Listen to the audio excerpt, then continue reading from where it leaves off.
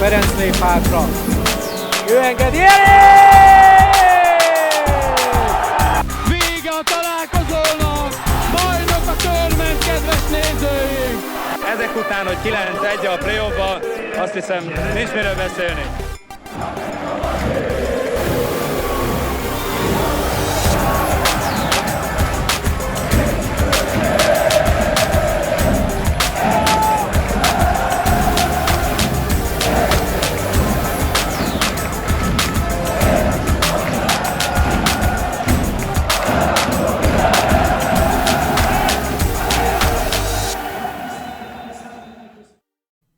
Szervusztok, ez itt a Rábaszket Podcast 14. adása immáron. Én Gyuri vagyok, és itt van velem Tomi. Szia Gyuri, sziasztok!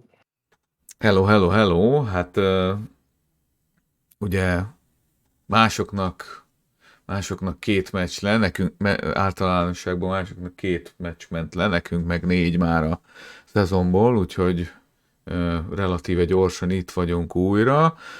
Mielőtt azonban elkezdenénk kivesézni, hát ezt szerintem az angol száz rendszerben legalábbis B pluszosnak minősíthető időszakot, legalábbis szerintem.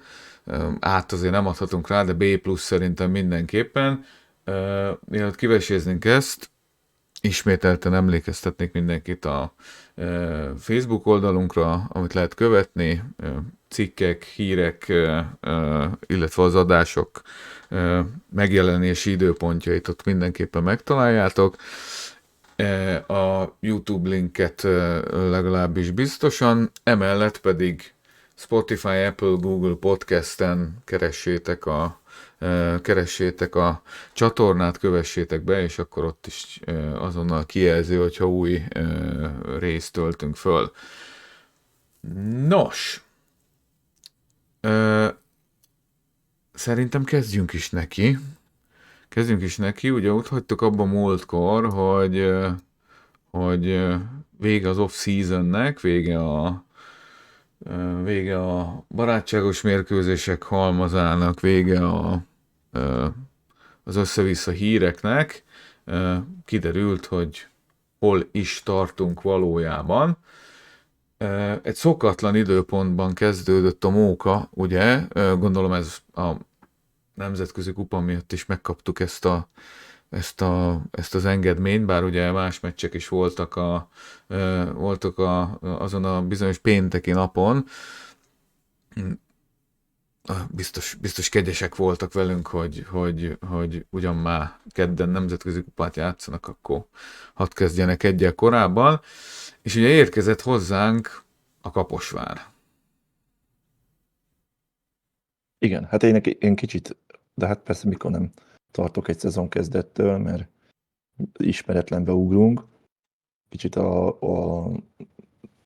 nyilván az csak a pár mondatot, amit az ember olvas róluk, az új kaposvári régiósokról, attól egy kicsit tartottam tőlük, hogy az nem biztos, hogy az alapján azt mondanám, hogy ők a bennmaradásért fognak harcolni, aztán lehet, hogy tévedek, illetve hogy a 23-as fronton sem állnak olyan rosszul, bár ugye a klublegenda Hendein éppen visszavonult, tehát, és hát vele hasonló kaliberű magyar játékost meg nem igazoltak, de hát azért meg amúgy is a szezon kezdet az mindig kicsit plusz izgalom, meg akkor itt még voltak nálunk a sérülések, úgyhogy hát az ember úgy ment neki, hogy valahogy húzzuk be, a többi az nem is igazán számít. Nagyjából ez is lett a vége, szerintem ez a valahogy húzzuk be, de ne menjünk talán rögtön ennyire előre. Való igaz, minden szezon kezdett egy lutri, szerintem is. Hogy mondjam, amióta én követtem a csapatot, nem sok olyan egymás utáni szezonkezdés volt, amikor 100%-ban nyomathattam azt, hogy na ez is tuti, pláne itthon, pláne így. És hát nem is volt olyan egyszerű, mint ami ennek ami ennek mindig remélné az ember. Ugye a meccs előtt ugye edzőnk azt mondta, hogy egy elég jó felkészülésen vagyunk túl, de ugye már belengedte azt, hogy hát bizony örülhetünk, hogyha a Jogo Durázi Doktor 3-asból legalább az egyik játszik. Ha jól emlékszem, ezt mondta a Tatu az előzetes kis videó, YouTube-ra föltöltött kis videóban. Ez ugye nyilván rögtön az első forduló előtt, ez már mintha tűvel szúrogatnák az ember dobhártyáját, hogy sajnos itt kopogtatnak már, még a tétmeccsen le se ütöttük a labdát, de ugye már itt vannak a sérülések. Ebből végül ugye Jogó játszott, Doktor, arra nem emlékszem, talán ő, mintha csak a kupa, nem játszott ő sem. Durázit pedig még ugye idén egyik mérkőzésen sem volt alkalmunk látni. És hát nyilván saját ritmus, agresszív védekezés kell a győzelemhez, ez így van, de hát én se tudtam, hogy mit várjak. Aztán az első negyed az egy kicsit megijesztett. Mert elég lendületesen játszott a Kaposvár, a palánk alatt eléggé hiányosan védekeztünk, én úgy láttam. Támadásban is volt egy-két butaság, meg nem olyan túl jó dobószázalék, ugye kicsit én ott megijedtem. Egy picikét. Igen, hát lett is 10 pont közte, így az első negyed vége felé. Hát az akadozó támadás, hát igen, hogy most melyik a rosszabb, mert ugye az kevesebb, mint negyed alatt kialakul egy 10 pontos különbség, akkor nyilván a pálya mindkét oldalán rossz a helyzet. Igen, egyik se az ideális. Igen, de tényleg talán az, hogy az a védekezés volt talán egy fokkal, hogyha lehet itt mérleget vonni, ami úgy riasztóan indult, meg hát illetve az, hogy hát a Kaposvár az nem úgy kezdett, hogy akkor jó van, akkor itt most szezon kezdett, idegenben. Igen. Nem tudom, tavalyi bronzérmes, és akkor hát persze kicserélődnek a keretek, akkor talán erről nem is, de beleálltak a meccsbe, jól nyitottak, és tényleg 11-21-nél alakult ki, azt hiszem, a 10 pontos különbség.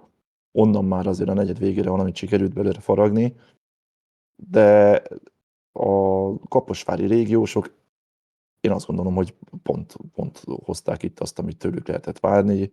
Tehát ez a Koporivica nevű centerük szerintem csinált jó dolgokat. Igen. Akkor a mezőnyben a légiósaik ők harcolták ki a faltokat, tehát hogy nem tudom, tehát hogy az egész úgy kinézett valahogy, de úgy azért az ember mégis bizott benne, hogy azért összességében talán a minőség mégis inkább mi oldalunkon van, még a hiányzók mellett is, csak aztán ugye szerencsére itt pont az első negyed vége fele Jogó már beállhatott, és itt azért egyből szerzett labdával, meg kiharcolt falttal nyitott, úgyhogy egyből adott egy kis plusz lendületet, ahogy egyébként ugyanez mondható el talán Herceg Kristófról is. Igen, ő berobbant egy kicsit a meccsbe, legalábbis kis fuvallatként. Szerintem én ezt fel is jegyeztem magamnak, ugye, hogy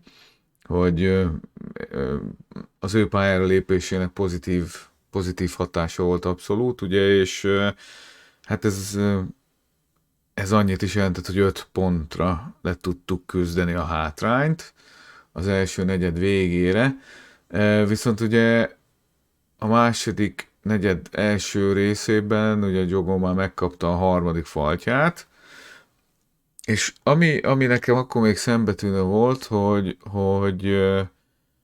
hogy Kukkal nem tudtam mit kezdeni, mert mert nem sok... Hát ő se tudott mit kezdeni Ő nagyon se a tud labdával. a labdával, Még. igen, tehát sok jó pár gyenge megoldása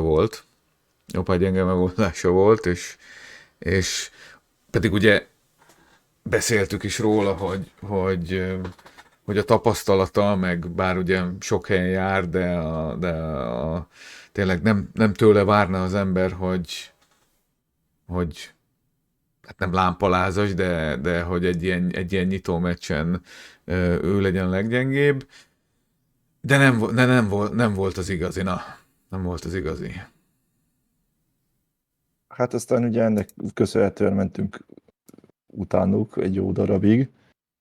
Tehát itt egészen ugye 32-35-nél volt az, hogy akkor nálunk van az előny. Előtte még megszületett a szezon első Fepu triplája, ugye, bár ugye most azért most már több helyen elhangzott, hogy mennyire biztos az, hogy ez az utolsó szezon, na mindegy, erre még lehet, hogy majd visszatérünk, de ugye mégis azért egyelőre kezeljük úgy, hogy az is azért jegyezzük fel, hogy itt egy egyenlítést jelentett az ő Így van. triplája, és akkor utána meg ráadásul szintén magyar pontok követték őt, Takács Kristóf révén, és ezzel itt tudjuk átvenni a vezetést a félidő vége felé.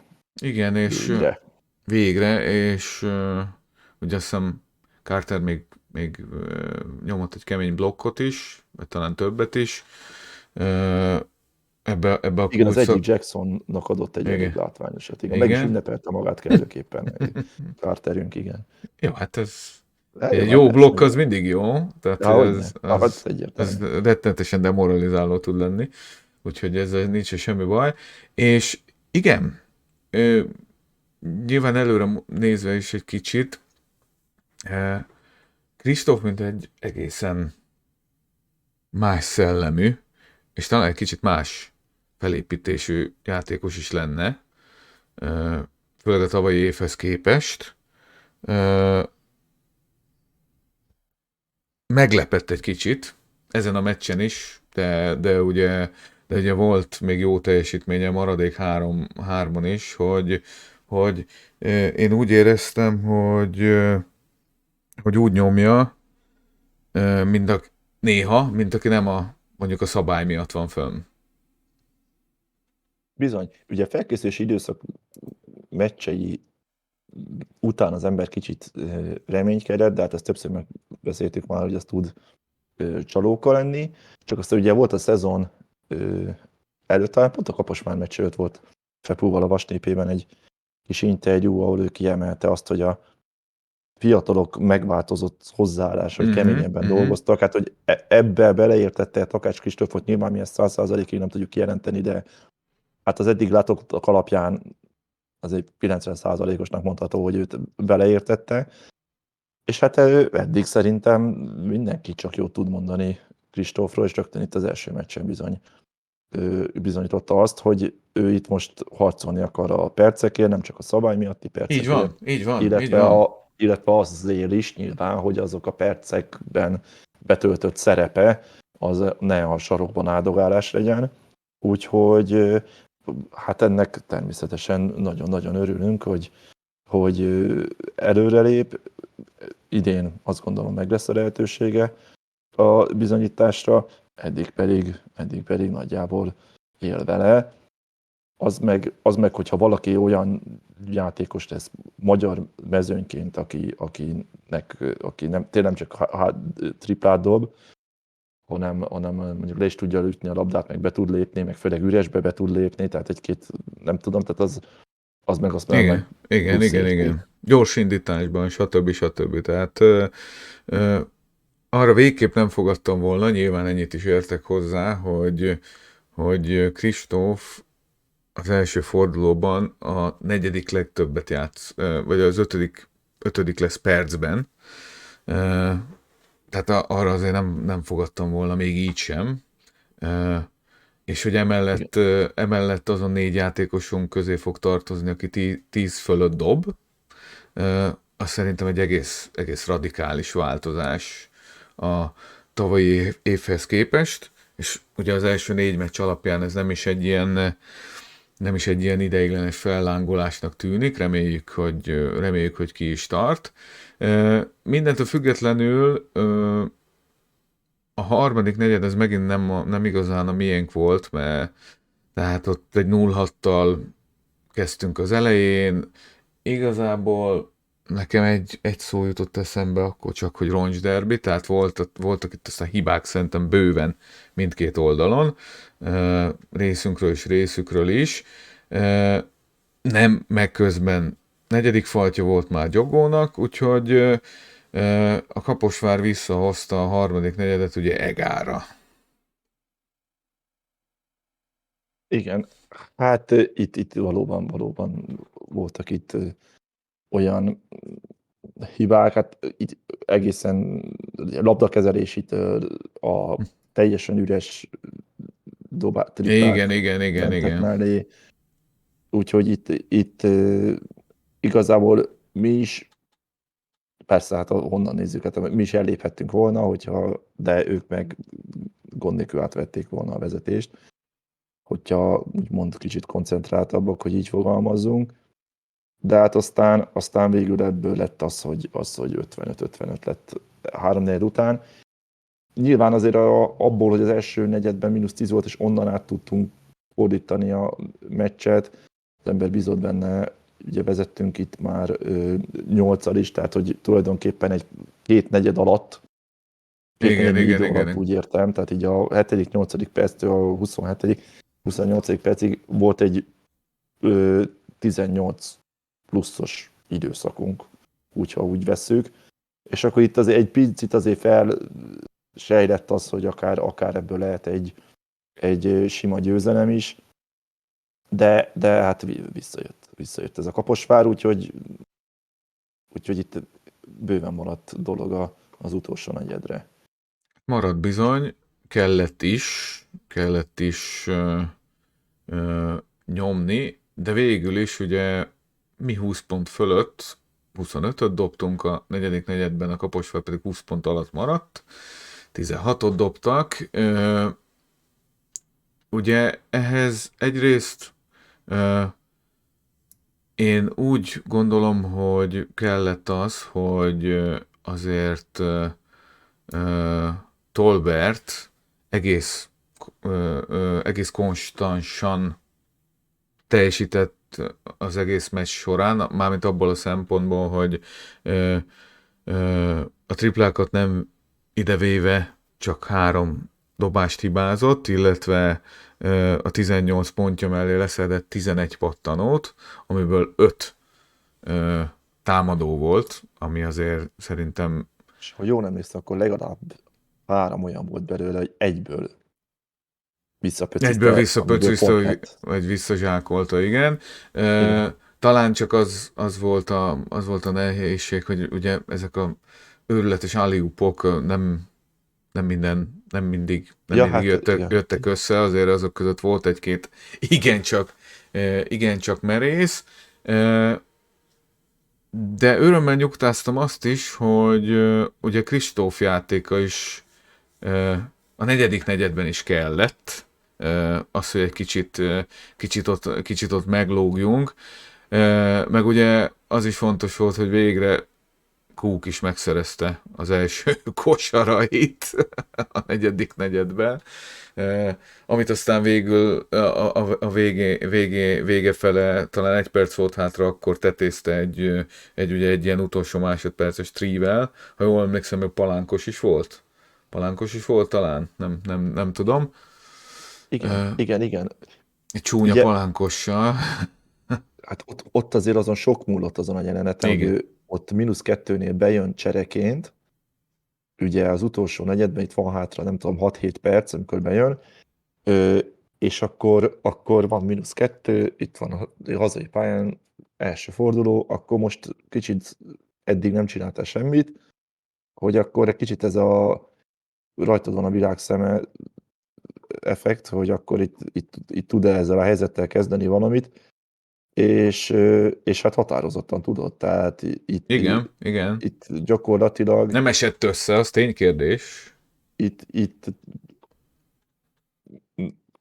több támadásban, hát ha nem is ő fejezte be, de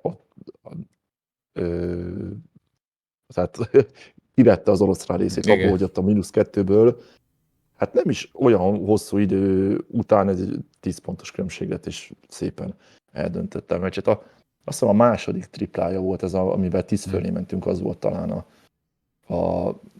ez a nyilván előre bevonta alapon. Igen. Ez a palánkos. Azzal igazából tényleg már minden lényegi kérdést lezárt. Úgyhogy hát megjött a meccsbe, de hát ez az rövid idő is, nem is tudom, 10 pontot dobott? Így 12 dobott. Na hát ez alatt a 6 perc alatt, úgyhogy hát kellett ott. Nagyon kellett a végén, úgyhogy végül 80-71 örvendetes, valóban csak legyen meg valahogy győzelem, de azért, bár szűken is, megnyerve a lepattanó meg a gólpassz csatát is, ez mindig nagyon fontos szerintem. Azért mégiscsak megnyugtató volt egy picit, nem? Tehát azért voltak olyan momentumok, amik mutatták, hogy itt is van, idén is van potenciál. És szerintem ez a legfontosabb. Ez volt az egyik legfontosabb üzenet.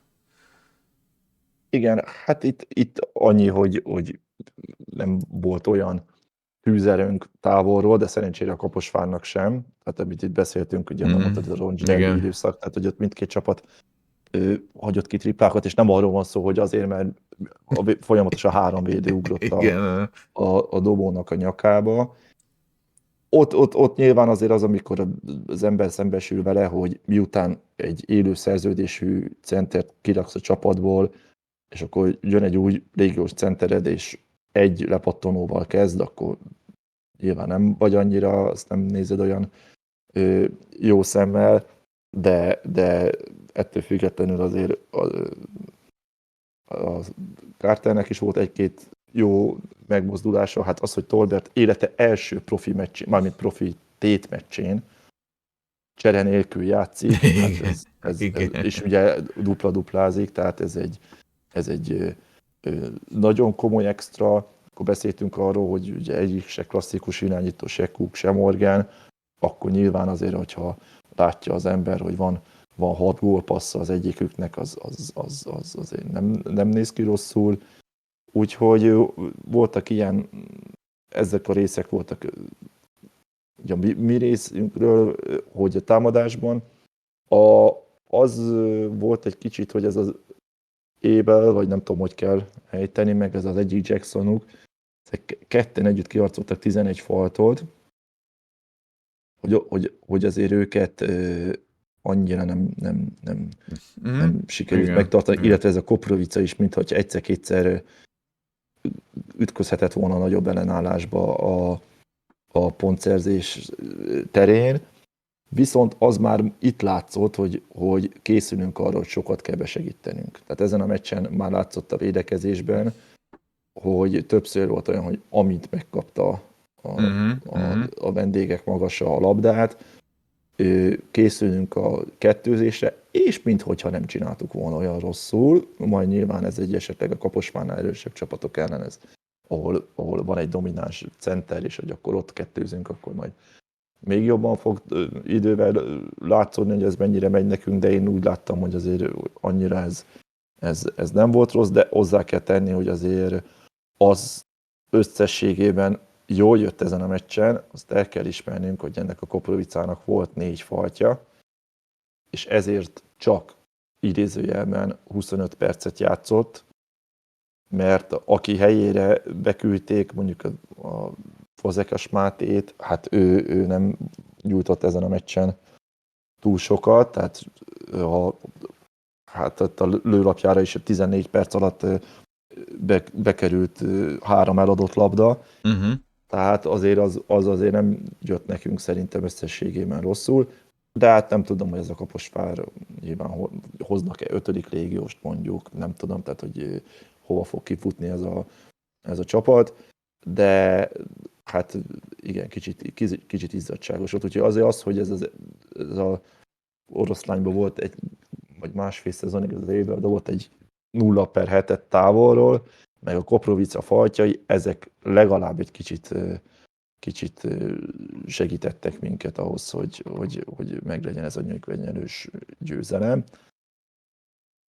De meglett. De megvan, és ez volt a lényeg. És hát ugye szombat, vasárnap, hétfő maradt a regenerálódásra, és akkor elkezdődhetett a körmendi FIBA Europe Cup selejtező torna. Ugye erről írtál is egy kis anyagot, hát nem is olyan kicsit a Facebook oldalunkra, hogy ugye nyilván arról volt szó alapesetben, hogy a csoport elsők juthatnak be, de hogy ha ki nem vállalja, meg kiesik át, meg kicsúszik ide, meg stb. Akkor még lehetett volna agyalni, hogy milyen szenáriók vannak még. Szerintem ez tényleg rajtad kívül nem is tudom, hogy hányan fogták föl, akár az egész európai kosárlabdába, de ezt a témát most nem akarom újra felhozni, mert ez a fajta, hogy mondjam, nálam ez igénytelenség, szervezetlenség, ez a össze-vissza többfajta különböző létszámú selejtező csoportok, stb. Ezt tudod jó, hogy engem borzasztóan idegesít. Beszéltünk már többet róla, de hogy most nem beszélünk sokat, csak az igazságtalanságot, hogy végül, hogy itt hogyan alakult. Volt egy olyan 3-as csoport, ahol besoroltak egy észak-macedón csapatot, akik azért tudnak is kosárlabdázni, meg nem is. Az egyik csapattól kikaptak úgy 50-nel, a másiktól meg 30 valamennyivel. A két legyőzőjük játszott egymással egy ennél jóval szorosabb meccset. Így nyilván, aki ott kikapott azon a meccsen, az is legjobb csoport másodikként bejutott Hát a főtáblára, ez a mert halálom. ő is szarrá verte azt a macedón csapatot. A halálom. Tehát ha mi megkaptuk volna a sorsolásnál ezt a ciprusi csapat helyett ezt a macedónt, akkor elég nagy eséllyel ott lennénk a főtáblán, akkor is, ha ugyanúgy kikaptunk volna az izraeliektől. Tehát azért tehát ebből a legjobb csoport második dologból ez borzasztó. ki, hogy... Borzasztó. Ja, mert ugye nem lehet azt megtenni, mint máskor, amikor ugye próbálják egyensúlyozgatni, ugye, hogy az utolsó elleni eredmény nem számít, vagy igen, stb. Itt aztán nem tudom felfogni, egész egyszerűen nem tudom felfogni, hogy lehet ilyen logikátlanul, eszetlenül nemzetközi sportkupa sorozatot szervezni. De hát mindegy is. Ettől függetlenül, ugye lejátszottuk kedden a mérkőzést a ciprusi gyakorlatilag ismerősök ellen. Egyrészt ugye nyilván az edző személye miatt, másrészt ugye pedig ők jártak nálunk a felkészülés során is. És ugye, ha jól emlékszem, arról beszélgettünk múltkor, hogy igen, ez a meccs ez meg lehet, hogyha ügyesek vagyunk, de jóval kevesebb esélyt adtunk magunknak az izraeliek ellen. Szerintem a 4 meccsben, amit eddig játszottunk, nálam ez volt eddig a csúcs. Ez a keddi ciprusi elleni mérkőzés. Én nagyon élveztem, szerintem nagyon érdekes, izgalmas volt. Már azzal, hogy az a több tucatnyi őrült ciprusi drukker megjelent a csarnokban. Igen, hát megmondom őszintén, ezt kicsit sajnálom is, hogy itt az előző adásban erre nem tértem ki. De az a lényeg, hogy így Európa szerte is elég ritka az ilyen szurkolótábor, tehát a fanatizmus terén, tehát minden sportágat érintően, de az, hogy még kosármeccsekre is járnak, és nem csak focira, az meg aztán pláne kontinens szerte ritka. Tehát a maga a szurkolótábor neve is annyi, hogy harcosok, görögül, tehát nyilván ennyi, mert hogy ugye az Anorthosis, mint sportklub, az eredetileg Famagusztai, ami ugye a Észak-Ciprus, azaz a török Így van.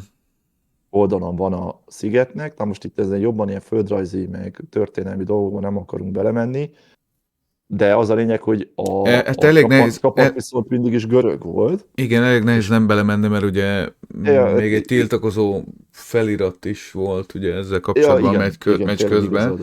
Tehát ugye itt ugye ez a sziget is ugye kvázi, hogy mondjam, nem mindenki által elismert módon, de ketté van osztva, és ugye a szurkolóik ez ellen is tiltakoztak kvázi. Ugye nyilván görög zászlókkal voltak körbevéve is, ugye amikor megjelentek kék-fehérbe, tehát ez nem véletlen. Igen, mert ugye nem is annyira egyszerű a helyzet, hogy akkor hogy ők úgymond ciprusinak vallják magukat, és akkor a törökök ellen vannak, hanem ők görögnek vallják magukat. Igen. Na, úgyhogy ez még egy adalék hozzá. És ugye, hogy ilyen laza 50 éve ugye vannak száműzetésben a görög oldalon, és hát ugye a nagy cél persze, hogy Famagusztát úgymond visszafoglalni a betolakodóktól. Hát ugye valószínűleg nem ez a szurkolótábor fog ezt megcsinálni, de minden esetre azért ez az ő nem tudom... Küldetésük, küldetésük, ideológiájuk alapja. Legalább terjesztik a gondolatot. Igen, és hát hogy abszolút, tehát a lokálpatriotizmus, illetve nacionalizmus az megvan bennük, de az utazási kedv is, tehát hogy járják rendületlenül Európát a különböző kézilabdára és focira is, és mint láttuk, kosárlabdára is. Ugye hozzá kell tenni, hogy az Anorthosisnak meg ez volt az első nemzetközi kupameccse kosárlabdában. Egyáltalán először voltak külföldön a Mogyi kupán, ami a felkészülési torna volt, és ez volt az első hivatalos meccsük ellenünk a FIBA kupa selejtező, mert egy viszonylag friss csapatról van szó, 2 éve jutottak fel egyáltalán a ciprusi élvonalba. Tehát mármint úgy, tehát a kosárlabda szakosztályra mondom ezt, mert mondom a fociklub meg a sportklub maga az 1000 éves kis túlzással. Úgyhogy hát akkor már itt voltak a szurkolóik is, hát tolták végig keményen. Hát az üzenetük meg az, hogy hogy jöttek a belgrádi barátaik velük, mert van egy belgrádi szurkolói csoport, akikkel úgy jó viszonyt ápolnak, és hát akkor így már nyilván ez jötte azt is, hogy akkor Koszovó az mennyire önálló, vagy mennyire nem.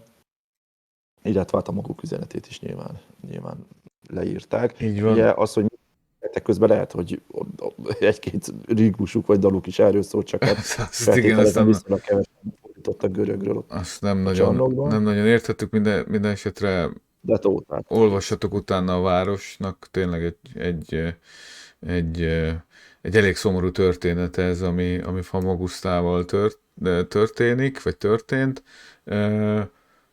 Ugyanakkor a csapatuk...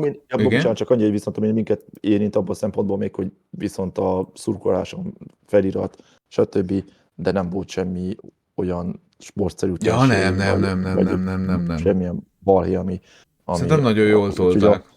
Hangulathoz hozzátettek, de hát azért a körmendi szurkolókat nem kellett félteni ezen a téren, ezen a napon sem, és remélem, hogy nagyon sokan vannak azok, akik úgy voltak vele, hogy igenis nagyon jó volt, hogy ez a selejtező torna Körmenden került megrendezésre, és nem valahol külföldön játszottuk, és pláne nem bánja meg sok szurkoló, hogy elindultunk. Igen.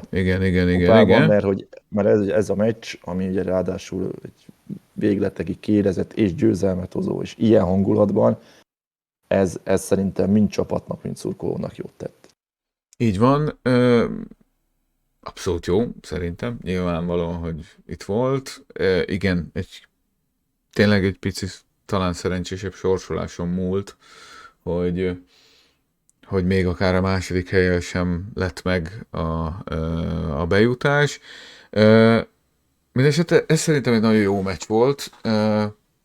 Amit kiemelnék belőle, hogy egészen egyrészt szerintem mindkét edző nagyon jól látta, hogy mire kell készülni a másikba, illetve az, hogy tőlünk szokatlan módon valami parádésan szedtük a támadó lepattanókat. De már ugye az első negyedtől kezdve, és szinte a meccs folyamán, tehát 19 támadó lepattanónk lett a meccs végére, ami szerintem egy egészen parádés dolog. A másik esetben meg arra értem, hogy Antonis pedig szerintem fölismerte, hogy Morganre figyelni kell nagyon, és ő neki azért szívták eléggé, főleg az elején a vérét, és az első negyedben nem is tudott úgy nyomolni, ahogy ő tud. Úgyhogy egy elég egálos első negyed volt. Igen, itt is viszonylag hamar gyorsan szedtük a pontokat hátul, tehát 4 perc után volt 8-11 az állás. Voltak, és ott azért mondjuk ki, hogy itt ebből volt azért bőven, hogy itt az első negyednél, hogy üresből tudtak dobálni a vendégek, az úgy annyira nyilván nem volt tetszetős. Itt a Jogónál emelném ki, így majd mondtad a támadó pattanókat, minthogyha azt hiszem itt volt ez volt az a meccs, hogy a beállt csereként, és elég hamar 2 leszedett. Úgyhogy nagyon agilis volt, és jól szállt be. Viszont sajnos ugye itt mindenképpen el kell mondani, hogy Fepunak 1 perc 9 másodperc jutott. Bizony, a szívem megállt. Kupából, úgyhogy hát ez nem is tudok erre mit mondani. Tehát azóta ugye kiderült, hogy legalábbis ugye a videós interjúja alapján egy elvileg egy 2-3 hét alatt meggyógyuló, talán nem szakadásos, hanem gondolom ilyen kiment boka jellegű dologról van szó, ami nyilván azért ebből a szempontból megnyugtató, de hát én stresszbe kerültem. Hát az biztos, tehát az ott nem is nézett ki jól, meg ha csak erre a meccsre néznénk, akkor is, hogy mennyire szükség lett volna Fepura minden értelemben. Úgyhogy meg hát persze, hát a szituáció gyakorlatilag, ugye ott elesett a ciprusi, ő meg rálépett, hogy igen, rálépett, igen.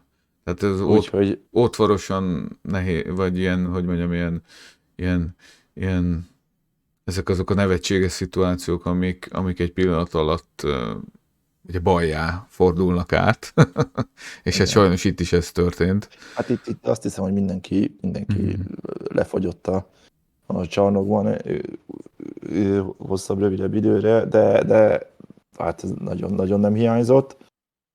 Úgyhogy hát az a jó viszont, hogy a csapat annyira nem esett ki a ritmusból, hogy a félidőben, hát tulajdonképpen ezt szorosan megnyertük az első negyedet 2-vel, a másodikat 3-mal, de hát nagyon úgy tűnt, hogy nem tudja, a negyedet 1-jel, és a félidő volt ugye 3, tehát... Hogy, igen, de úgy is tűnt, hogy valami hasonlóra számíthatunk, tehát itt az, hogy esetleg egy nagyobb különbségű győzelmet aratunk, az itt nem volt benne a levegőben. Tényleg mindenki úgy lehetett vele, hogy hát azért valahogyan azért nyerjünk. Itt megmondom őszintén, viszont itt a Kaposvárnál is mondtam ezt, hogy itt meg még inkább éreztem azt, hogy így egyénenként, minthogyha azért ez a minőséget nézzük, akkor a méreg nyelve, mint hogyha azért felénk billenne. Nem tudom, te ezt hogy érezted. Tehát, hogy úgy voltam vele, hogy nyilván a Famagusztánál is azért a légiósok vitték a prímet, és játszották a főszerepet, Igen, Kicsit igen. úgy voltam vele, hogy talán összességében jobban állunk ezen a téren.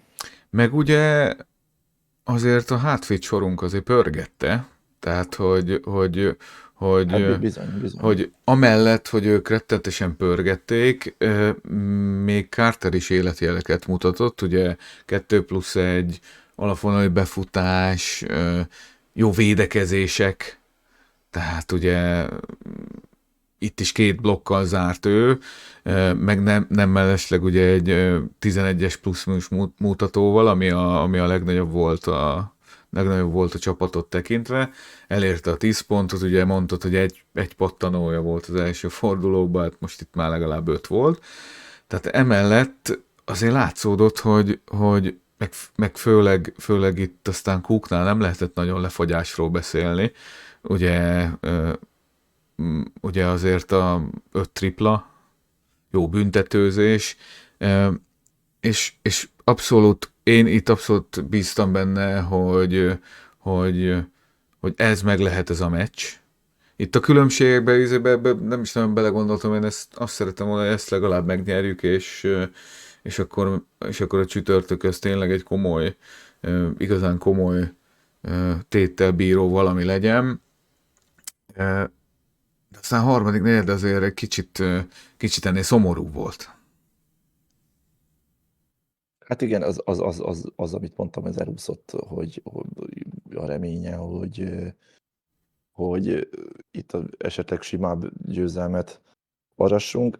Én azt gondolom, hogy az a fajta játék, amit egyelőre játszunk, abban ha megvan a lendület, akkor abban óriási potenciál van, de egész egyszerűen nem lehet 40 percig úgy játszani, tehát az nem is várhatja senki szerintem. Pláne ugye Tolbertnél, aki ezt a meccset is végigjátszotta, tehát Hát ugye, igen. tehát ugye ilyen játékosunk szerintem ugye a Kosárszat is jelenleg azt mutatta, vagy a második meccs után azt mutatta, hogy 40 perces átlagos játékos, ugye Szola barátunk volt 38 körül itt a 10x meccsén, amit itt töltött, az is így utólag belegondolva eszementő brutális, de azért ez se semmi, hogy mindkét meccsen 40 percen át fönn volt, és mindkét meccsen dupla-duplát csinált a fiú, úgyhogy én egyébként vele például abszolút meg vagyok elégedve a tekintetben, amit dinamikában, meg a mérkőzésre gyakorolt hatásában tesz. Nálam ő többet teljesít, mint amit vártam. Hát szerintem abszolút pozitív meglepetés, tehát eddig ő az idei évi Omenaka, tehát Igen. Nem számítottunk ennyire jóra. Az, hogy újonctól utoljára mikor láttunk ilyen jó teljesítményt körben, de megmondom, hogy ezt utána akartam nézni, de elmulasztottam, úgyhogy ez majd a Facebookon vagy valahol pótolom, de ez nagyon extra. Tehát eddig tényleg le a kalappal, a munkabírása, meg ezek szerint tényleg állóképessége, az, hogy emellett nincsenek hülyeségei. Ő relatíve keveset hibázik, igen, tehát mint számokba is, meg úgy látszatra is.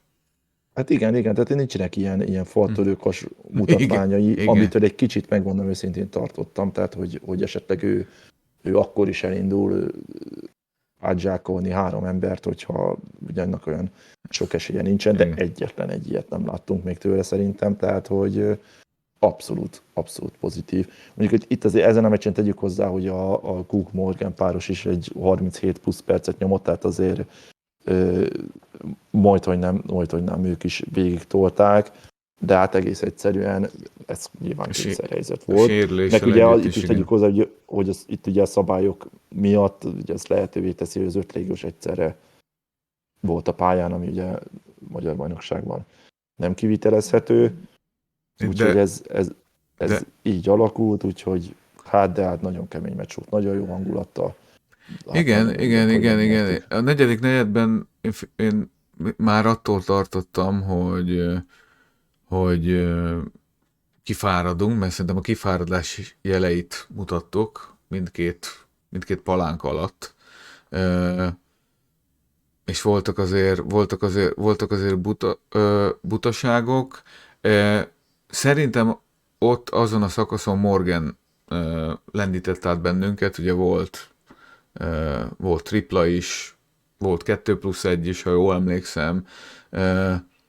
Akkor nekem úgy tűnt, hogy ő marad az egyetlen, aki úgy igazán bírja még, és próbál győzni. Nyilván a többiek is akartak volna győzni, csak nem mindenkinél látszott úgy, hogy mondjuk a fitness megvan hozzá. Voltak ugye azért véleményes bírói ítéletek is szerintem, tehát hogy amikor blokkolt a Carter, az 100%, hogy szabályos volt. És akkor így érkeztünk el a végére, hogy már volt talán 5 vagy 6 pontos előnye is a negyedik negyedben a Famagusztának, ha jól emlékszem. Igen, hát ott ott volt azért egy pár perc, amikor nem nézett ki túl jól a dolog. Aztán hát ott kellett egy jogó tripla a sarokból nagyon Igen. az egyenlítéshez. És hát utána is azt hiszem, hogy volt ott megint egy Morgan 2+1 talán, Igen. meg egy Carter visszapöcizés, ami után megint csak nagyon jól megünnepelte magát, ahogy kell, de Mindegy, kell a feeling. Persze, de az utolsó 2-2,5 percben hát ott azért összejöttek a dolgok szerencsére. Bocs, 6 pont nem volt, csak négyen voltak. De... magunk javára fordítottuk. Igen. Hát fájó lett volna a vereség, mert mondom, én úgy gondolom, hogy talán egy nyilván teljes kerettel, meg mondjuk decemberben én biztos vagyok benne, hogy ezt a csapatot nem tudom, hogy 10-ből hányszor, de mondjuk 8-szor megvernénk. Itt azért benne volt ez, hogy itt vagyunk a szezon elején, meg hogy nem játszik Durázi, meg Fepu sérülése, stb. De megvan, ez nagyon jó volt, hogy ezt sikerült beúzni, meg hogy ilyen hangulatban, tehát ez mindenképpen biztos, hogy benne, hogy élmény volt a srácoknak is. Igen, és meg is tapsolhatjuk ugye azt, hogy már rögtön a második meccsen megszületett az első 30 pontos teljesítmény Cooktól, úgyhogy ez mindig jó, pláne, hogy 5 gólpasszal is társult ez, tehát hogy nem arról volt szó, hogy mindent elhaigált, ugye 62%-os tripla az csodálatos, meg ugye a csapat is rettenetesen dicsérhető a 41 pattanóért, amiből 19 támadó, tehát ugyanennyit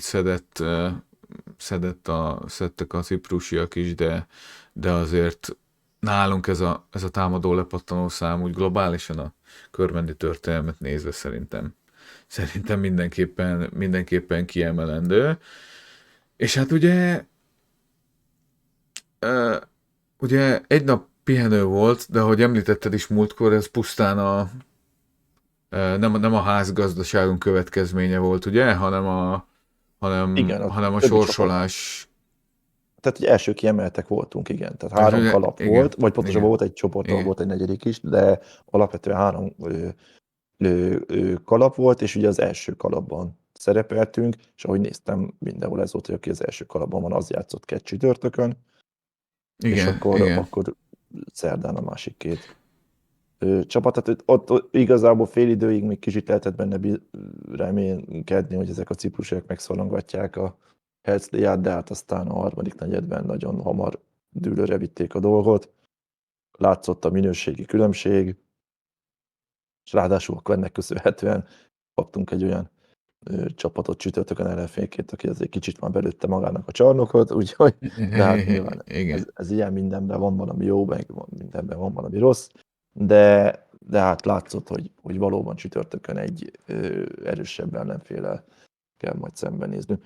még a keddi meccs végére mindenképpen el kell mondani, hogy minden igaz, akkor Kismatyi először nyomta el a nyitva van a pályát Hát a tábornál, ugye hát Fepu... a fákját nem át igazán- kell adni, a fákját igen, azt Fepu- át kell Fepu nem adni. igazán tudott volna oda fölmászni, Ennyi.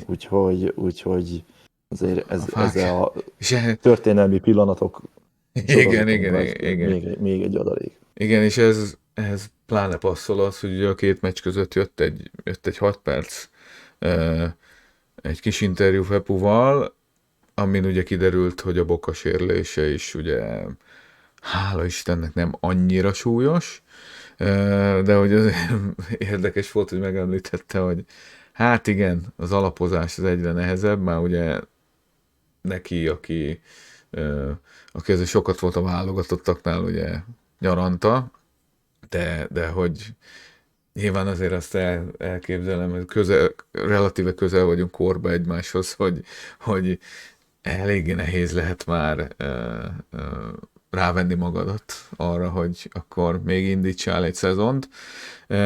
És ugye két extra gondolata volt, vagy olyan érdekes gondolat, az egyiket már említetted, ugye, hogy a fiatalok, a mentalitásuk, és az, hogy ha ügyesek, akkor szintet léphetnek, és ugye ennek a nyomait látjuk. Egyébként nem feltétlenül csak Kristófon, hanem ugye például a csütörtöki meccsen a Matyinak is voltak már frankós pillanatai. Meg ugye ő is kiemelte azt, és én abszolút hiszek neki azt, hogy olyan jó játékosaink vannak, akik beférnek a büdzsébe. És ugye én is ezt látom, hogy nyilvánvalóan egy bizonyos szinten talán limitált költségvetéshez képest most lehet, hogy randán fogalmazunk, de egyáltalán nem trógereket alkalmazunk. Nem tudom, érthető-e? Tehát, hogy lehet, hogy nem ők a világ legjobb játékosai, ugyanakkor a szintjükön, ami egyébként egyáltalán nem rossz, főleg szerintem ahogy tippeltük is, Morgan azért egy elég komoly színvonalat képvisel. A szintjükön nagyon komolyan oda teszik magukat. Ez alapján, a 4 meccs alapján legalábbis én úgy látom. Igen, tehát a hibázások, azok hát bizonyos képességbeli hiányosságokhoz köthetők, és semmiképpen sem ahhoz, hogy alapvető butaságokat csinálnának, vagy nem törömtőséget tapasztalnánk. Tehát, hogy egyelőre tényleg úgy tűnik, hogy egy szimpatikus társaságot sikerült összehozni, akik azért nem mellesleg tudnak kosárlabdázni is. Úgyhogy, és ez a légió része, a fiatalok része meg az, hogy amit mellé teszik a melót, és szépen kaparnak az egyre fontosabb szerepekért, akkor azért ez a már beszélt szerkezeti ilyen-olyan dolgok mellett is, azért ez egy egész jó csapat lehet ebből. Egyelőre szerintem nagy panaszunk nem lehet senkire, mert azért volt már, hogy ne lett volna már, hány légiós volt Körmenden, akit az első 5 perc után Hát vagy 2,5 után, hogy akkor ebből nem kéne, mehet is a repcsire. Igen, a klasszikus mondatok mindig elhangzanak, hogy dobjuk össze meccs után a leláton a repjegyet, meg mit tudom én, hogy nehogy a klubnak kelljen, stb. Hát ilyen egyelőre szerintem nincsen, tehát nem gondolnám én sem. Tehát, úgyhogy remélem, hogy persze remélem, hogy a következő adások is így készülnek, hogy ezt fogjuk mondani, de most arról tudunk hát beszélni, azt meg jó hallani, hogyha Fepu így Igen. gondolja nyilván, mert hát ha valakinek a véleményére Igen. adunk, akkor hát nyilván. Most még nyilván arról tudunk véleményt alkotni, amit eddig láttunk, és teljesen egyetértek, amit eddig láttunk, az semmiképpen nem indikál semmifajta negatív cselekedetet, vagy negatív hozzáállást, úgyhogy Kicsit bízom benne, hogy mind az 5 légiósunk, erről talán beszéltünk az előző epizódban, hogy mind az 5 légiós pályafutásának olyan szakaszában van, hogy jó lehetünk nekik ugródeszkának. Igen, Mind igen. az 5. Tehát egy Tolbert nyilván nem lesz dupla-dupla az átlaga valószínűleg a szezon végén, bár legyen, tehát azzal már a következő szezonra mekkorát tud előlépni.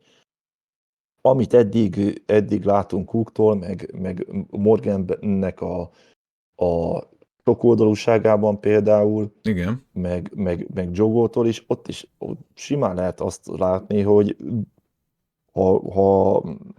hogy bennük van az a potenciál, hogy itt a jövő évre ne a magyar bajnokságban fognak ezek a játékosok csapatot keresni maguknak. Carter meg már volt is bőven magasabb szinten. Tehát úgyhogy használják csak erre. Tehát, hogy kívánom nekik, hogy itt nekünk most segítsenek annyival, hogy legyen egy emlékezetes szuper szezonunk, aztán utána természetesen mindenkinek sok sikert fogunk kívánni a következőkre, de most adjanak bele mindent, és egyénileg is, meg csapatilag is működjünk rendesen. És nem mondhatni, hogy az izraeliek ellen nem adtak bele mindent, ott is beleadtak mindent, a fiúk teljesen.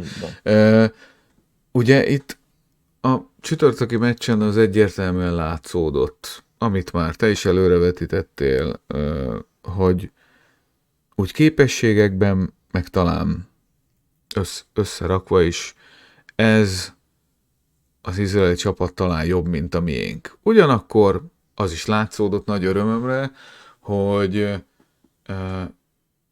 kicsit szerencsésebb körülmények között ez is egy olyan meccs lehetett volna, ahol bizony egy magasabban jegyzett, vagy magasabban jegyzett játékosokból álló csapatot, hát ha nem is lazán, de lenyomunk.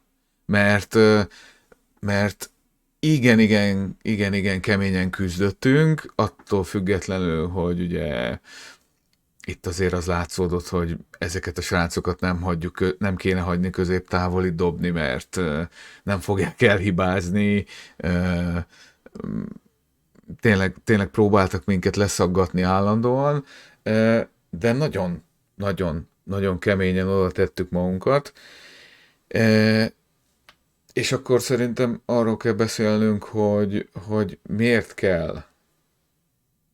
kell egy ilyen jó erőkből álló csapatot megtolni. Most nem mehetünk el ez mellett, szerintem. Szerintem már voltak necces szituációk az első negyedben is, de ami a negyedik negyedben történt, szerintem hogy mondjam, nem a tisztességes kategória volt, ugye ott 69-69 környékén, ugye a technikaival meg mindennel együtt. A negyedik negyed elején teljesen egál eredménynél. Ez olyan szintű belenyúlás volt a meccsbe, amit a régi klasszikusoknál láttunk utoljára. És ezt nem tudom felfogni, hogy ez miért kell. Hát az ott nagyon ilyen szívdöféssel ért föl, az biztos, az a jelenet. Ma visszanéztem 3-szor is, ott elsőre sem tűnt jó ítéletnek, de tényleg utólag is azt mondom, hogy nem. Tehát az, hogy egy ütközés után így alulról így elhajíttam a gyűrű felé a labdát, hát én szerintem még ők se bíztak benne, hogy erre. Kicsit a mozdulat összességében gyors volt, de egész egyszerűen annyira nem tűnt ez dobás közbeni faltnak, hogy nem is tudom. Tehát elképesztően.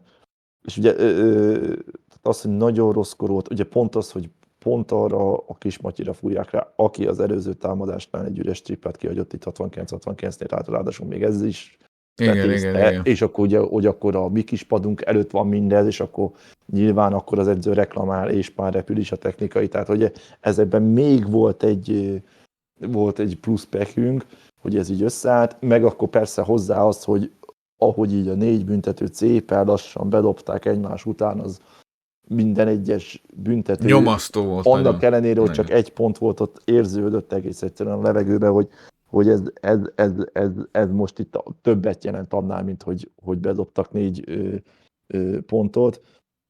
Úgyhogy meg ott meg is törte a lendületünket, mert azért ott előtte mi vezettünk pár ponttal, az ott kegyetlen volt, és hát onnantól fogva meg aztán már nem is tudtuk őket utolérni, tehát onnan reménytelen volt. Még dobott ugye Carter egy 3-as, de tehát 69-78, és onnan a vége ugye 88-97, de hát ez igazából ez volt a kulcspontja a mérkőzésnek tényleg, mert ez a harmonikázás, ez elsülhetett volna a mi irányunkba is. Ez a ide-oda harmonikázás, meg az egymás hajtása, meg ez a 1 pont ide, 1 pont oda. És életben még nem bíztam benne, megmondom őszintén, hogy ez a fajta tempónkat nem tudják majd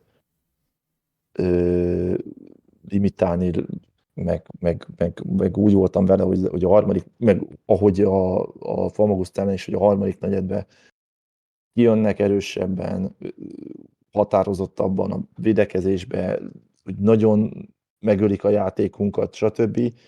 Tehát aztán persze azt a fajta játékot, amit mi játszottunk, azt azért mondjuk nehezebb is azért csak úgy kinyírni, mert tehát tényleg nagyon sokszor az volt, hogy fölvittük, egy elzárás, aztán szórtuk, igen. És ugye jól szórtuk, úgyhogy ezzel nem mondjuk védekezni nem is túl egyszerű.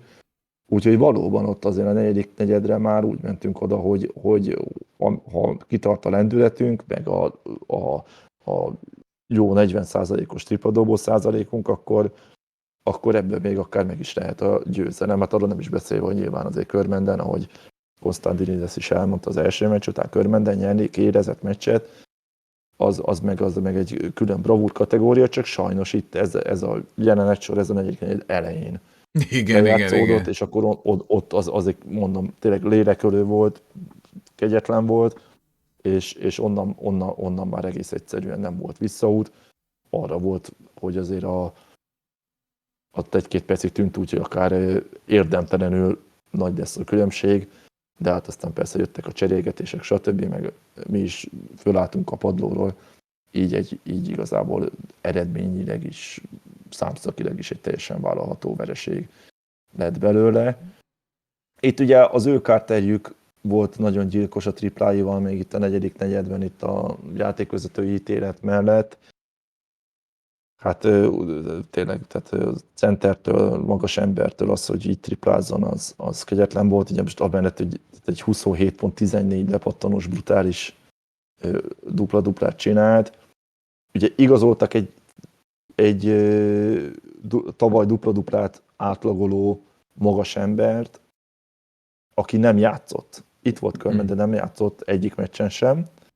Úgy, hogy van nekik ez a Carterjük, aki egy 27.14 lepattanót betett, és egyébként van nekik egy Reggie Lynchük, aki hát ki tudja így, hogy mondjuk Carter így játszott, lehet, hogy nekünk rossz, hogy ő elég hamar beszedett 4 faltot, de egyébként azért az a Lynch azért az NCAA-ben, tehát a Big Ten konferenciában volt év védőjátékosa, aztán 2 szezon keresztül a VTB ligában volt a sapkában a legtöbb a statisztikai mutatóban, tehát hogy ő zárt az élen, aztán ugye ezt megcsinálta a litván bajnokságban is, tehát egy eléggé nem rossz centerő sem, és akkor gyakorlatilag, hát ez a Carter sem, tehát hogy 3 ilyen emberük van centerben, és akkor mellettük még ez a Bootpride Webb, Simon 3-as mezőnyben, tehát teljesen én azt gondolom, hogy Magyarországon tényleg csak én azt gondolom, legalábbis tényleg csak a Falcon mérhető hozzájuk. Hát majd most ki fog derülni, mert ugye az Albával benne lesznek egy Benne csoportban. lesznek, igen, azért ez egy... De hát én megmondom őszintén, én most egyértelműen, de egyértelműen erősebb keretnek tartom ezt a Hercéját, mint az Albáét. úgyhogy ezt én tényleg rá a kalappal a körmendi srácok előtt, hogy ennyire szintet tudtuk tartani. Hozzá kell tenni, hogy azt játszottuk, amit ilyenkor kell, tehát figyelembe véve a szűk rotációt, figyelembe véve a kereteket, tehát tényleg azt, hogy amikor lehet, amint lehet, tüzeltünk, nem is rosszul. Hát meg még brutálisan tudtuk Tolbertet is pihentetni, tehát ugye 3 perc 56 másodpercet nem töltött a pályán, ez egészen elképesztő, hogy hát gyakorlatilag lazázott, mert persze dupla-dupla így is megvolt, immár sorozatban a harmadik meccsén, ami nem tudom, milyen gyakran fordult elő, bármikor is, ennek majd utána kell nézni, bármikor is a körmenddel kapcsolatban, mert talán a önző centereink idejében lehetett ilyen, de azért ez ritkaság szerintem.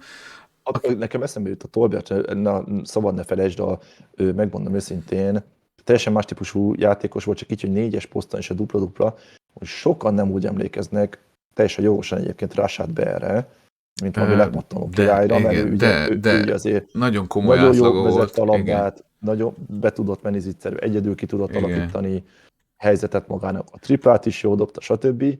De jól nagyon, a pattanót nagyon is. jó. Towns mellett neki volt a több pattanója abban a csapatban, nagyon jó játékosunk volt egyébként. Igen, ez ténykérdés. Úgyhogy ez a 3 egymás követő dupla-dupla, na majd utána nézek. Nekem megmondom őszintén, beugrott, hogy lehet, hogy... Elképzelhető, simán elképzelhető, nagyon pörgette azért a palánk alatt is. Ugye, amikor nálunk játszott, most hirtelen gyorsan megkerestem, 7.9 meg 7.7-es lepattanó átlaga volt az egész szezonokra nézve, tehát azért simán benne van valóban az, hogy de erre majd kíváncsi vagyok tényleg, hogy nálam mondjuk előfordult-e.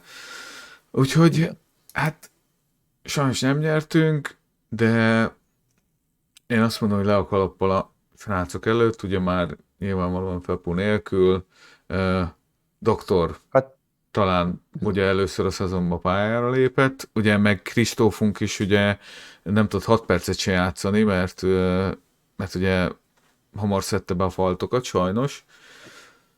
Tehát ott nála is volt egy, ami több mint szigorúnak tűnt. Igen. De legalább erősítette azt, hogy a magyar bírókból, hogy nem csak ők olyanok, hogy a magyar fiatalokra könnyebben befújják. Igen, ott is csapták egyben. Annyi, hogy Joko viszont itt kevésbé ütötte be, tehát itt megkapta ő is a jó kis 35 perces terhelését, de hát nem is játszott rosszul, tehát... Nem lehet rá biztató kosarak, meg minden.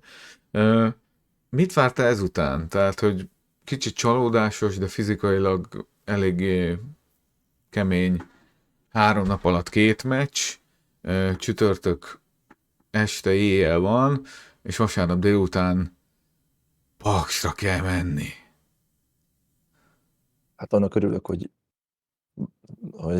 legalább nincsenek ilyen euróligás jellegű terhelés, hogy akkor már szombaton lehessen menni, tehát hogy azért vannak elég érdekességek a magyar versenynaptárban, még ezt lehetett volna ezzel überelni, hogy akkor menjünk el szombaton Paksra.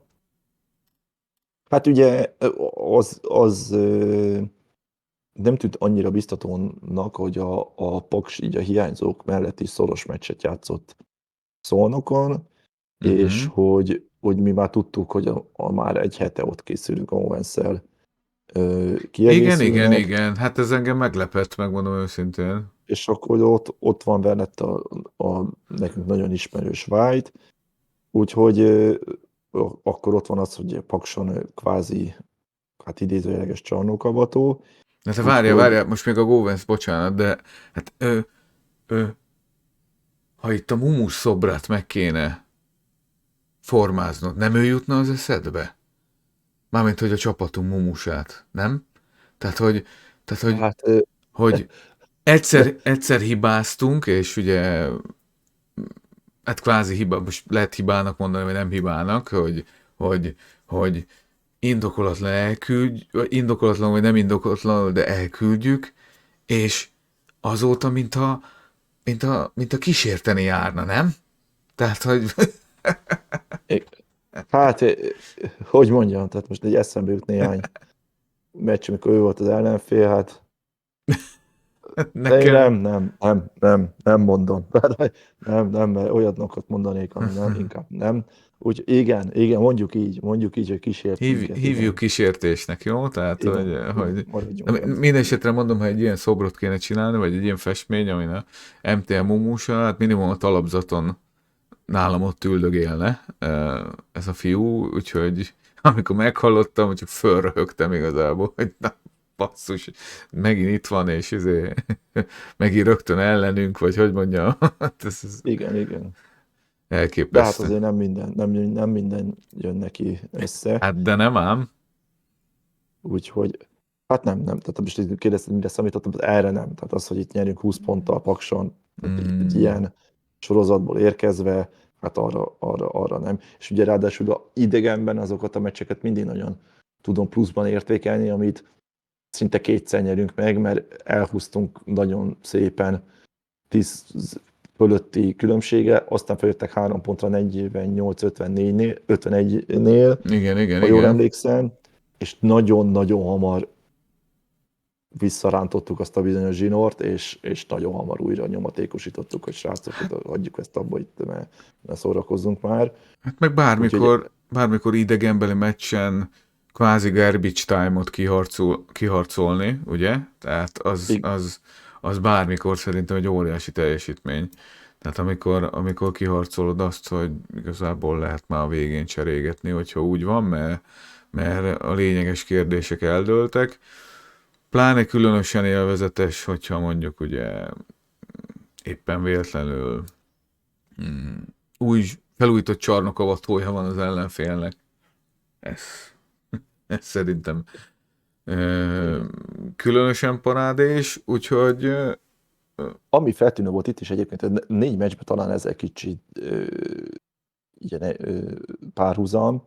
Az első negyedben kicsit elmaradunk hátul. Tehát, hogy valahogy ott kell kérni egy időt. Itt Pakson itt abszolút feltűnő volt, hogy időkérés után állt össze jobban a védekezés. Tehát itt nagyon hamar eljutottunk 15 kapott pontig. Akkor itt a csütörtöki meccs kapcsán nem mondtuk, hogy 20 mennyit is kaptunk az első negyedben, tehát 28-at, ha minden igaz, ugye? Hát az ugye azért az Rámoskodnak szerint az annyira nem szerencsés ennyit kapni első negyedben hazai pályán.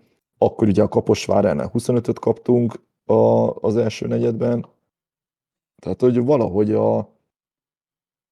valahogy az elején erre esetleg, nem tudom, kicsit jobban figyelnek majd a srácok, innentől annak örülnénk, hogy abban van némi probléma, de hát aztán itt onnantól fogva viszont teljesen, tehát 62 kapott pont, az még azt is figyelembe véve, hogy kétségtelenül itt azért volt pár paksi zicser, ami kimaradt, ami azért már kevésbé rajtunk múlott, attól függetlenül is azért igen, és azt ki lehet mondani, hogy itt ez elég jól összeállt.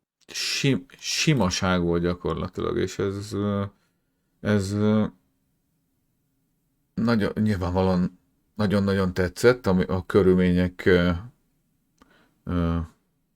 figyelembe vételével is, mert nem biztos, hogy ez egy gyenge csapat lesz. Én úgy gondolom. Hát amit eddig látunk, az szerintem... Már nem a miénk, nem feltétlenül a miénk, hanem hogy a Paks sem feltétlenül lesz gyenge. Jó, elnézést. Hát azért mondom, tehát az, hogy Szolnokon ilyen kerettel játszottak egy szoros meccset, meg hát azért nyilván a grúz válogatott azért a játékosuk a világbajnokságon járt. Hát én nem gondolnám, hogy aki most hiányzik, Iringet megismerjük, aki szintén ugye sérült, Ahrings felett is pláne. Tehát, hogy ott fölépülnek, meg hogyha van lehetőségük arra, mint hogy a példa mutatja, hogy nem is akármilyen régióst hozzanak akkor, amikor idéglenésen baj van. Így van, ez lehet jó csapat ez a Paks abszolút. White meg, hát őt megismerjük, hogy jó játékos. De azért, Úgyhogy, de azért minden két arcúságát mutatta ezen a meccsen is, amit nálunk mutatott. ja, hát Tehát, hogy persze, hát, csodálatos megoldások, meg minden jó sorozat, aztán utána meg gyakorlatilag mellé, nagyon mellé. Igen, Tehát, igen. ezt mutatta. Igen. Ami nekem még fontos, amit én még fontosnak gondolok ebből kiemelni, Kristóf 23 perce ismét, amihez megint 14 pont társult, ami szerintem csodás, pláne úgy, hogy csak egy volt ebből 3-as, tehát zicserek, belépések, dobások, nagyon-nagyon fontos, ahogy mondtad is. A másik pedig az, hogy 4. meccs tripla-dupla. 4. meccs tripla-dupla Tolbertől. Ezt Hát tényleg nem tudom, meddig lehet húzni. Egyébként marha jól tippeltél, mert közben megkerestem Rashad Bell első 3 körmendi meccse, az dupla-dupla volt. Salgótarján Nyíregyháza Sopron 2010. októberében 15-13, 24-11 és 30-13-as dupla-duplákkal. Az elég jó. Azért az igencsak oda tette magát. Utána utána is volt neki, de az már 2012-ben, tehát hogy valóban jól tippeltél, ő volt erre mind a gép képes, de még nála se látok 4 egymás után, úgyhogy az viszont már valóban további kutakodás kérdése, hogy melyik játékosunkban lehetett az a potenciál, hogy 4 dupla-duplájas legyen egymás után. Hát reméljük azért még eltart, elnézegetnénk még ezt a teljesítményt egy ideig. Az biztos. Hát ugye, igen, meg főleg úgy nézném el, hogy mondjuk párosul mellé az, hogy azért Carter is leszedi a magáét, és mondjuk nem 4-5, igen, nem helyette is, igen, mert ő ugye 4-5 körül nyomul általában Carterünk. Kicsit lassabban, kicsit megfontoltabban, de hát amíg a fiatal Csikó dolgozik helyette, addig miért nem, és legyünk őszinték. Tehát. Igen. Amíg ő ugrál, zsákol, alley-oopra megy föl, szedi a pattanókat, addig egyelőre úgy tűnik, hogy ez a megoldás is elő tudja segíteni majd a csapat jó eredményét. Igen. Itt Cook kapcsán gondoltam még egy megjegyzést, hogy kicsit úgy voltam vele, hogy ő lehet az idei Mitchell, mert ugye beszéltük akaratlanul is az előző, minimum az előző 1 évhez hasonlítja a légiósokat az ember, a szurkoló, hogy... Hát hiszen azóta van ilyen podcastosan elemezve, ugye, tehát hogy az előző évhez. Mindig a Mitchell-es év lesz a benchmark. Ja, hát nekünk igen, az meg a másik, de hogy illetve az, hogy a korábbi évei statisztikáiban látva az eladott labdákat, ahhoz képest kevesebb olyan hibát látok, tehát azért Mitchellre emlékszünk, hogy főleg a szezon első felében, hogy ő azért nagyon sokszor bement úgy a sűrűjébe, hogy szerintem neki se volt fogalma, tehát nem csak a csapattársaknak, vagy a szurkolóknak, hogy ebből mi lesz, de elindult. Cooknál, minthogyha nem lenne ilyen sok. Tehát itt mondjuk Pakson például nem dobott jól, meg van ott 2 eladott labda stadban, de ettől függetlenül nem arra emlékszel, hogy fogod a fejedet, hogy itt most akkor hova ment, mit csinált, hova adta. Igen, nem, Tehát, nem a korai Chambers effektus volt, hanem azért... Tehát azt mondom, hogy a kultúrát tekintve, vagy a kosárlabda kultúrát tekintve, a buborékból nagyon-nagyon kevés negatív irányú kilengés van, szerintem. És ez jó, mert ebből lehet egy szoros, egybetartó még szorosabb csapatbuborékot kialakítani. igen. Hát ugye abban nyilván van egy ilyen aggodalom, vagy nem tudom, az hogy Carternél mennyi lesz a közeli pont, tehát hogy mennyire lesz olyan mélységi játékunk, vagy nem tudom, hogy mondjam, tehát hogy most itt Pakson dobott 9 pontot, abból ugye bevett 2 triplát, tehát hogy az nyilván azért nála segítene, hogyha mind védekezésben, mind támadásban a gyűrűhöz közel minél hasznosabb legyen, főleg abból adódóan, hogy úgy hát úgymond egyedül van ezzel, mert Tolbert, mint magas ember, illetve sokat játszik ötösben, de mégis más típusú játékos, az nyilván tudna lendíteni a csapatom. Illetve hát ugye, hogy az, amit beszéltünk, hogy milyen jó lenne ebbe a csapatba egy primetime isti. Igen. Hát ugye, de ha csak azt nézem a másik oldalról, hogy egy Omenaka lenne ebben a csapatban még pluszban. Arra nem is beszélek, hogy Durázival, ugye, mert tavasztal milyen páros volt a Durázi Omenaka, te jó ég. Tehát, hogyha azt a páros még ebbe a csapatba beleraknád, akkor én biztos vagyok benne, hogy minden második körben szurkoló a bajnoki címről beszélgetne, Falkó ide vagy oda. Tehát úgyhogy, de hát most ez van nyilván, de remélhetőleg Durázi minél hamarabb visszatér, meg Pepu is. Igen, tehát ezt azért hangsúlyozzuk, hogy 4 meccs, amiből gyakorlatilag 1,01 századot játszottunk Fepuval, és pontosan 0-át Durázival. Tehát igen, hát a két azért ez nem semmi, és ahhoz képest ez a B+, amit az elején mondtam, lehet, hogy már inkább az A mínuszba csúszik át, mert azért itt nagyon fontos emberekről van szó. Úgyhogy én abszolút pozitívak most az érzéseim. Szombaton Sopron. Mit gondolsz? Azt nem tetszett, hogy a Göcsej kupán 3 légióssal vertek minket. Most már 5-en vannak. Úgyhogy ebből a szempontból aggódok, de emlékszem már a februári meccsre, hogy az milyen kegyetlen volt, hogy győztek nálunk, de hát ez vágyunk is vissza. Hát én itt mindenféle dolog nélkül nagyon bízom a győzelemben, én rettenetesen antipatikusnak tartom a Sopront is, általában a csapatot is, de a szurkolóikat végképp. Úgyhogy én nagyon-nagyon szomorú lennék, ha nem győznénk. Egyébként a szurkolói rigmosokban, így amikor ugye az NFL szidásra van szó, én pont azokat kedvelem a legjobban, amiben nincs káromkodás. Tehát abban van egy kis humor benne, van egy kis rafináltság benne, de mégis odaszólsz a másiknak. Tehát én bírom. Ez a Sopronra vonatkozóan is van ilyen dalunk, úgyhogy remélem szombaton majd az felcsendül, és akkor még a karikát se kell kitenni a sarokba azoknak, akik tévén nézik.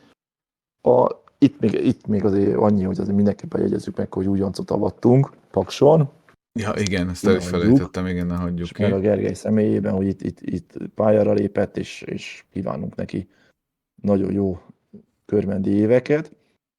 Aztán, amivel még adós vagyok, hogy beleugrottam itt internetes csapdába még Jogó kapcsán, ezt is rosszul mondtam az egyik adásban a nevét, aztán utána javítottam, hogy kell mondani a nevét, de még mindig horvátnak mondtam. De szerb, tehát hogy itt nagyon félrementek, itt hittem itt különböző internetes, ne higgyetek semminek az interneten, ezt Hát akkor a mindenki legtöbb jegyezze dolog az meg. kamu, de most ez viccen kívül. Úgyhogy már pedig az, hogy valaki szerb vagy horvát, azért, ha már beszéltünk itt a ciprusi szurkolóknak a mi hova tartozik alapon, azért ez nem annyira olyan kérdés, hogy nem mindenkinek mindegy, finoman szólva, úgyhogy ezúton is elnézést kérek tőle, de Sajnos hát, ez megesik, igen.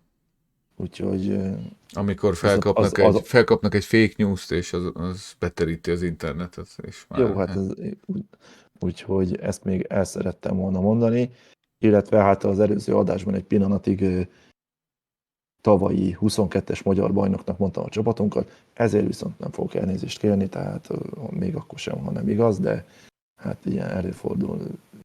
Csak a vágyaidat vetített ki. Igen. Pontosan. Úgyhogy hát remélem, hogy hát persze. Most ami szűk a keretünk, ahhoz az, hogy most heti egy meccs van, ezt én szerintem nem jön közbe újabb sérülés, minden további nélkül még ezzel a szűk kerettel is bírjuk. Ettől függetlenül azért minél hamarabb tényleg vissza Fepu meg Durázi, de most azért ebből a szempontból nem rossz, hogy csak heti egy meccs van.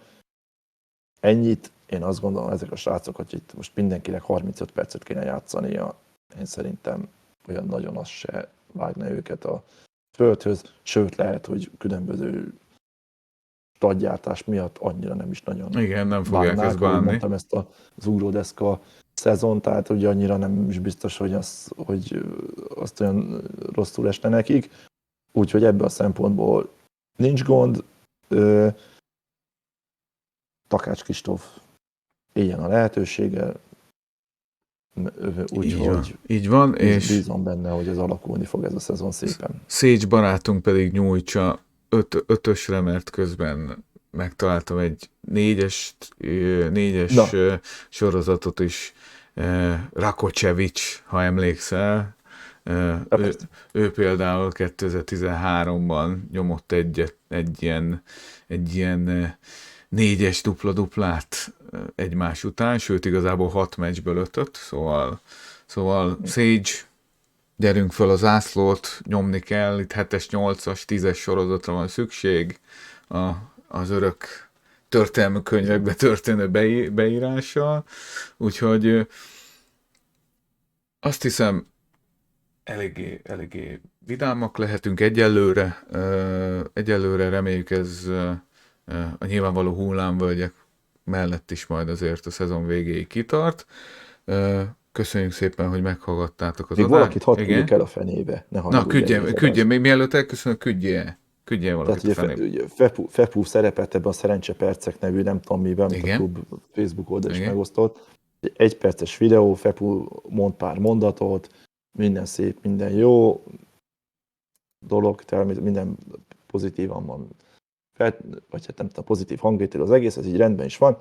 Közben mennek meccs bejátszások, és a felén Vojvoda van. Tehát szeretném, úgyse hallgat minket az, aki ezt összeállította, de szeretném soha többet nem veszek lottót, jó? Jó, ez így már jó, nem?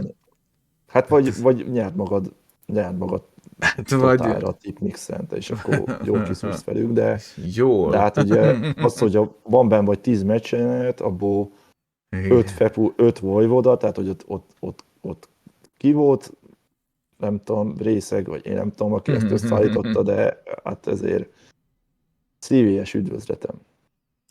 Hát akkor reméljük elnyeri majd méltó büntetését. Biztos vagyok benne, ez így szokott menni nálunk, igen. Akárki is csinálta ezt. Szóval akkor most elköszönünk tényleg. Köszönjük, hogy meghallgattátok az adásunkat. Lájkoljatok, diszlájkoljatok és kommenteljetek. Mindenhol posztok alatt, YouTube alatt, mindenhol szabad a kommentelés lehetősége. Mi pedig pár mérkőzés múlva fogunk érkezni egy következő adással, ugye most ilyen sűrű időszakunk már legközelebb csak remélhetőleg a rájátszásban lesz. Úgyhogy érkezünk majd, köszönjük a figyelmeteket, vigyázzatok magatokra, MTE! Sziasztok!